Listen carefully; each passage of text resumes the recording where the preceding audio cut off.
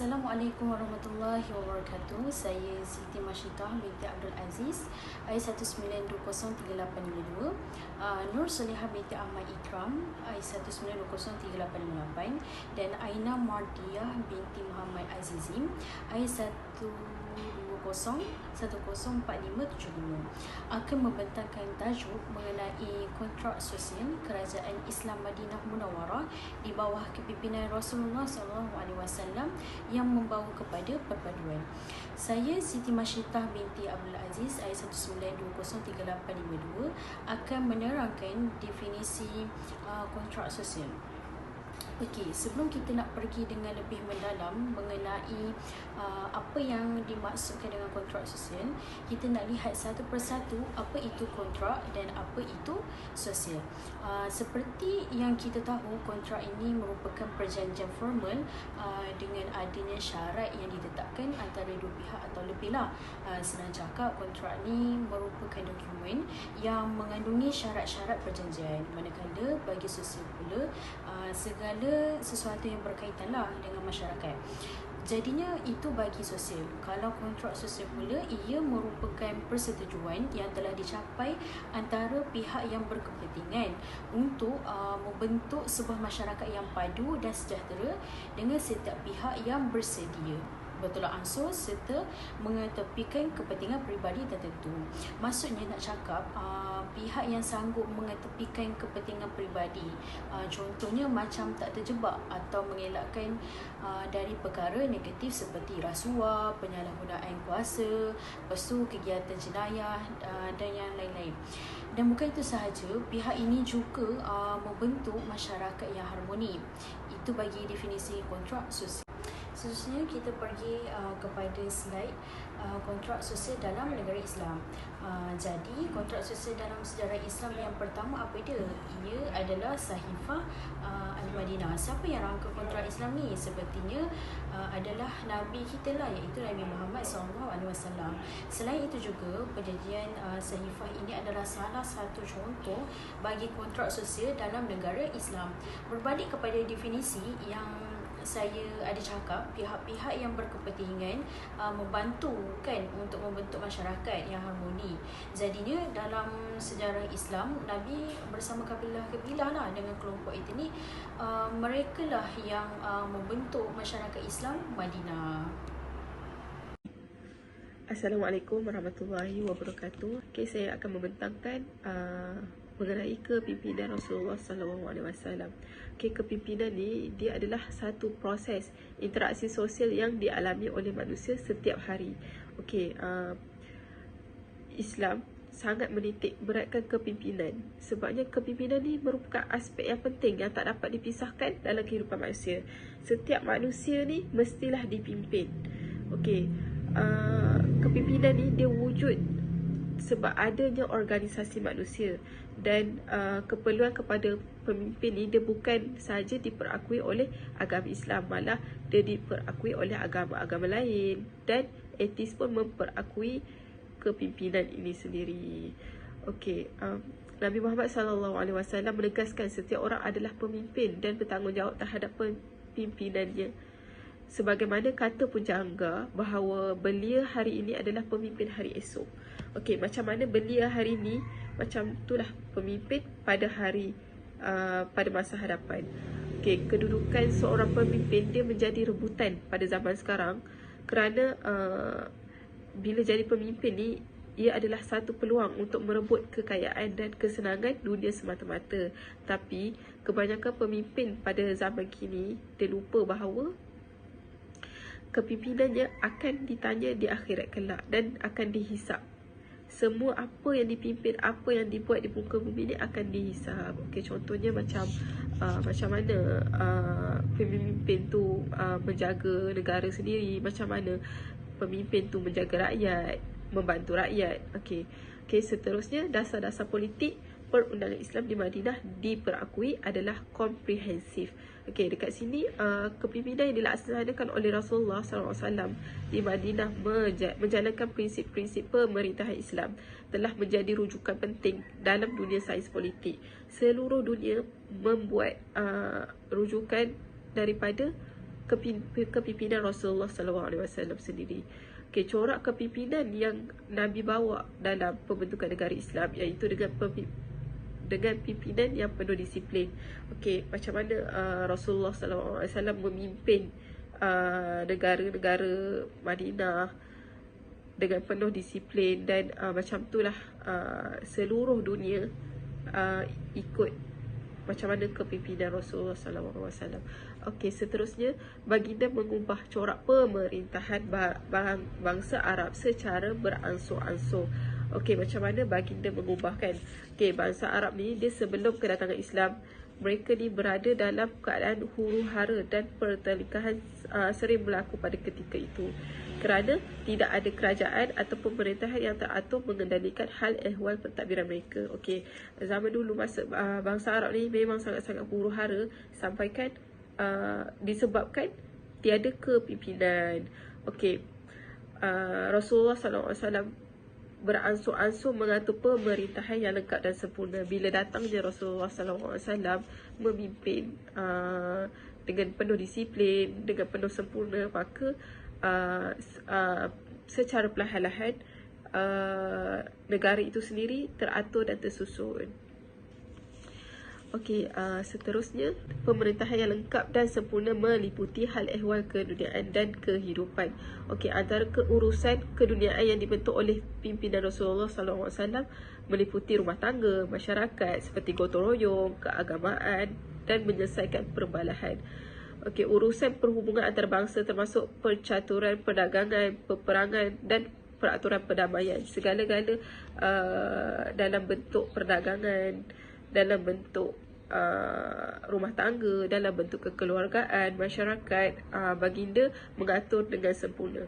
Okey, seterusnya yang kelima adalah Sahifah Madinah merangkumi semua penduduk Madinah, Muhajirin, Ansar, Yahudi, Munafikin dan Musyrikin. Okey, dekat sini semua yang piagam Madinah ni yang Rasulullah lakukan merangkumi Muhajirin, Ansar, Yahudi, Munafikin dan Musyrikin. Okey, semua bangsa-bangsa ni di bawah kepimpinan Rasulullah SAW. Okey, yang seterusnya memperakui kebebasan dan kemerdekaan mereka dalam menganuti agamanya, menjamin keselamatan harta benda mereka, menentukan kewajipan dan menjamin hak warga negara Madinah. Okey, dekat sini Rasulullah SAW memperakui kebebasan, memberi kebebasan dan kemerdekaan mereka dalam menganuti agamanya. Maksudnya orang-orang kafir, orang-orang musyrikin bebas untuk menganuti agamanya tanpa paksaan untuk memeluk Islam, dan baginda menjamin keselamatan harta benda mereka dan menjamin hak-hak warga negara Madinah. Maksudnya mereka walaupun mereka tak masuk Islam, tapi mereka dapat hidup dengan aman dan damai. Okey, seterusnya adalah kepimpinan Rasulullah SAW di Madinah. Okey, bagi mencapai matlamat pembentukan masyarakat Madinah di bawah kepimpinan Islam, baginda mengambil beberapa langkah utama dalam meletakkan Madinah di bawah kepimpinan Islam. Baginda meletakkan Madinah sebagai sebuah negara yang terkenal dengan pentadbiran yang sistematik. Okey, yang pertama baginda membuat pembinaan masjid. Masjid yang pertama yang baginda buat adalah Masjid Quba. Sebaik sahaja tiba di Madinah, baginda membuat Masjid Quba adalah masjid yang pertama. Okey, yang kedua, pusat ibadah. Masjid ni dijadikan pusat ibadah, dakwah, strategi ketenteraan, institusi pendidikan, fungsi sosial, institusi siasah, pusat kehakiman. Yang seterusnya, mempersaudarakan Muhajirin dan Ansar. Okey, dekat sini membentuk masyarakat Islam di mana semua orang Islam bersaudara. Mempersaudarakan Muhajirin dan Ansar ni, dia merupakan satu cara ke arah penyatuan umat Islam dan menghakis perasaan permusuhan. Okey, baginda berjaya membentuk sebuah masyarakat Islam dengan mempersaudarakan Muhajirin dan Ansar. Masyarakat hidup bersatu di bawah satu akidah, di mana apabila Muhajirin dan Ansar ni dia bersilaturahim, mereka ni bersatu padu dan di bawah satu akidah. Mereka ni menjadi kuatlah bila bersatu padu di bawah satu akidah. Okey, yang ketiga adalah membuat satu ikatan perjanjian. Membuat satu perjanjian yang dapat diterima oleh semua kumpulan sosial yang bercorak majmuk. Okey, dekat sini memberi kefahaman bahawa Islam ni mengajak umatnya supaya bergaul dengan melakukan keadilan walaupun dengan berlainan agama. Okey, kat sini satu ikatan perjanjian yang dilakukan supaya orang Islam dan orang bukan Islam dapat bergaul tanpa ada satu permusuhan. Okey, umat Islam ni dia terjamin daripada segala pengkhianatan. Ini salah satu sebab kenapa Rasulullah SAW membuat satu ikatan perjanjian. Okey, sahifah perlembagaan bertulis pertama dalam sejarah dunia. Okey, perlembagaan Piagam Madinah ni adalah perlembagaan bertulis kali pertama dalam sejarah dunia kita. Okey, seterusnya Rasulullah SAW menjadi tokoh pemimpin yang mempunyai pandangan politik yang jauh dan memiliki kebolehan meyakinkan pihak lain. Maksudnya Rasulullah SAW ni bila Rasulullah SAW ni menjadi pemimpin, Rasulullah SAW ni ada pandangan politik yang pandangan yang jauh, dan Rasulullah SAW ni dapat meyakinkan pihak yang lain untuk membuat satu ikatan ataupun perjanjian. Okey. Sekian saja daripada saya. Terima kasih. Jadi saya akan meneruskan pembentangan yang berkaitan dengan Piagam Madinah. Okey, kita tengok di slide apa yang dimaksudkan dengan Piagam Madinah. Okey, dekat sini kami bawakan maksud dia adalah satu dokumen politik yang mempersatukan komuniti-komuniti penduduk Madinah dalam kehidupan sosial politik bersama di bawah pimpinan Rasulullah SAW yang mana telah dimeterai pada tahun pertama hijrah Nabi ke Madinah. Okey, dapat kita faham bahawa Piagam Madinah ini dia ada unsur berkaitan dengan dokumen politik lah kan, di mana dia ada kaitan di antara komuniti-komuniti dalam penduduk di kawasan Madinah tu, yang mana mereka ni di bawah pimpinan Rasulullah. Okey, seterusnya kita pergi kepada matlamat Piagam Madinah. Okey, matlamat Piagam Madinah seperti yang telah saya bawakan dalam slide ini. Yang pertama, kita boleh nampak dia adalah untuk mempergiatkan gerakan dakwah Islam ke seluruh dunia. Okey, itu matlamat utama Piagam Madinah. Yang seterusnya, Rasulullah SAW telah berazam untuk mendirikan sebuah negara yang akan melindungi agama baru ini, iaitu agama Islam lah pada zaman dulu tu. So pada zaman dulu tu dikira agama Islam ni sebagai agama yang baru lah kan, sebab yang membawa agama itu adalah Rasulullah SAW yang menyampaikan ilmu wahyu yang diterima itu kepada umat-umat penduduk di Madinah tersebut. Okey, seterusnya kita dapat lihat juga matlamat Piagam Madinah ni adalah untuk mengikat ataupun membendung usaha-usaha jahat orang-orang Yahudi serta musuh Islam terhadap agama kita ni, iaitu agama Islam, serta untuk menghalang juga untuk menghalang serangan musuh daripada luar dan juga dalam negara, daripada kita nak bendunglah usaha anasir-anasir jahat yang luar ni daripada menyerang umat Islam, terutamanya untuk diorang nak hapuskanlah agama yang telah dibawa oleh Nabi Muhammad pada ketika itu. Okey, seterusnya bagi selain itu, matlamat Piagam Madinah ni juga adalah bagi menyatu padukan antara kaum dan juga suku tanpa memandang bangsa, puak maupun warna kulit. Kiranya tak ada resis lah kan, resis tak ada kat sini, dia tak ada memilih lebih kepada siapa, kurang kepada siapa, tak ada, kira semua mengambil dikira macam sama rata lah layanan tu kan. Okey, jadi matlamat Piagam Madinah yang terakhir yang saya bawakan dalam slide ini adalah membentuk suatu disiplin di kalangan masyarakat Islam itu sendiri, supaya apa? Supaya mereka ni menjadi satu umat yang kuat dan disegani oleh musuh. Untuk apa kita bersatu padu ni adalah untuk kita tunjukkan bahawa kita ni mampu melawan anasir-anasir yang tidak elok yang masuk ke dalam negara kita ni kan. Jadi bila musuh ni nampak kita ni bersatu padu antara komuniti-komuniti di tempat itu kan, jadi mereka akan berasa takut walaupun mereka ni ramai. Tapi nak katakan kalau kita ni dah bersatu padu antara satu sama lain kan, jadi mereka akan berasa sedikit gentar dalam hati untuk menyerang umat Islam ni. Okey, itu sedikit tentang matlamat Piagam Madinah. Okey, seterusnya kita masuk kepada isi kandungan. Saya selitkan beberapa lah, ada isi kandungan dia.